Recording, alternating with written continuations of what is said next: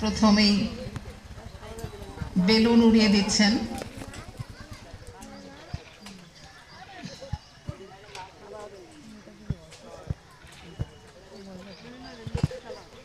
আজকের অনুষ্ঠানের সবচেয়ে বেশি সবাই আমরা একটু হাততালি দিয়ে সম্মানিত করি।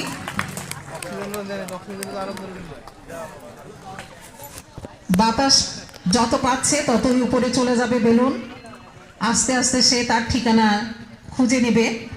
এরপরে আসছে শুভ্র পতাকা উত্তোলন, কবুতর উড়ানো হবে এখন। শুভ্র শান্তির প্রতীক।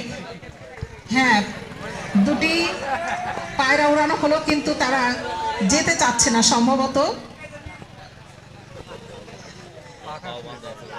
তারা হয়তো দীর্ঘক্ষণ বন্দি থাকার কারণে, হ্যাঁ একটা চলে গেছে।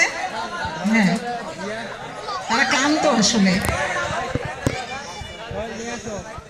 আস্তে আস্তে ঠিক হয়ে যাবে, তারা চলে যাবে। অনুষ্ঠানের শুভ সূচনা হলো।